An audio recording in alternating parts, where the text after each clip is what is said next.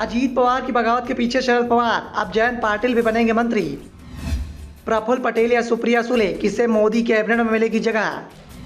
NCP में हुई बगावत या कोई फूट नहीं, जल्दी मिलेगा जवाब। एनसीपी में अजीत पवार ने बगावत की है या पार्टी एकजुट है, क्योंकि शरद पवार अपने भतीजे के खिलाफ कुछ भी बोलते हुए दिखाई नहीं दे रहे हैं, तो भतीजा भी लगातार चाचा के संपर्क में बना हुआ है। यानी एनसीपी में टूट जरूर हुई है, लेकिन बिगड़ती हुई दिखाई नहीं दे रही है। इसके ताजा संकेत डिप्टी सीएम अजीत पवार की तरफ से हुए फंड वितरण में देखने को मिल रहे हैं, जहां दिग्गज शरद पवार वाले गुट को खासा ध्यान दिया गया, लेकिन कांग्रेस और उद्धव ठाकरे गुट को किनारे कर दिया गया।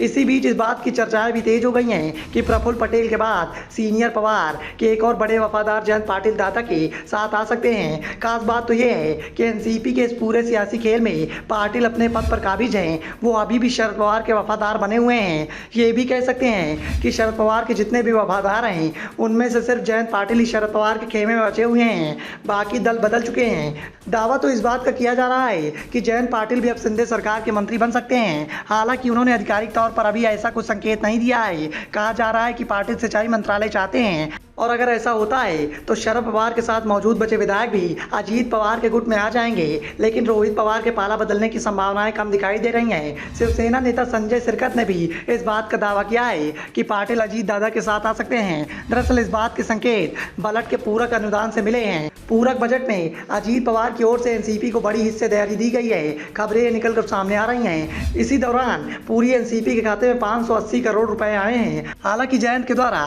ज्यादा फंड मिलने की बात से इनकार किया जा रहा है। उनका कहना है कि इसका मतलब यह नहीं है कि जो आवंटित किया गया है उसे मंजूरी मिल जाएगी, साथ ही एक लंबी प्रक्रिया है। उन्होंने सरकार में शामिल होने के फैसले को भी पार्टी अध्यक्ष पर छोड़ दिया है। शरद पवार गुट के विधायक राजेश टोपे को 293 करोड़ रुपए आवंटित किए गए हैं, वहीं रोहित पवार को 210 करोड़ रुपए का आवंटन किया गया है। खास बात तो ये है कि इस दौरान अजीत पवार की ओर से विधायक जितेंद्र अवार्ड को कुछ भी नहीं दिया गया है।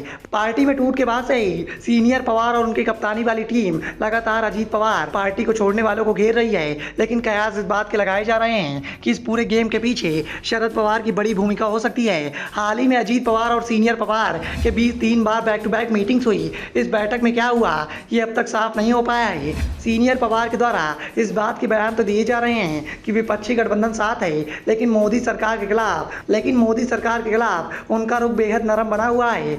सबसे बड़ी बात तो ये है कि विधानसभा सत्र में एनसीपी के विधायक विधानसभा की कार्यवाही में शामिल नहीं हो रहे हैं, लेकिन विधानसभा परिसर में आपस में जिस गर्मजोशी से मिल रहे हैं उससे कुछ और ही संकेत मिल रहे हैं। महाराष्ट्र विधानसभा में हाल ही में एक खास तस्वीर निकलकर सामने आई, जहां अजीत कैंप के प्रदेश अध्यक्ष सुनील तटकरे और पवार गुट के प्रदेश अध्यक्ष जयंत पाटिलों के बीच में मुलाकात हुई। इतना ही नहीं, दोनों गले मिले और बड़ी देर तक बातचीत हुई। हालांकि दोनों के बीच क्या बातचीत हुई ये अभी तक साफ नहीं हो पाया है। एनसीपी में टूट के बाद से ही अजीत पवार खुद को एनसीपी का अध्यक्ष घोषित कर रहे हैं, जबकि एनसीपी के शीर्ष पद पर खुद शरद पवार थे।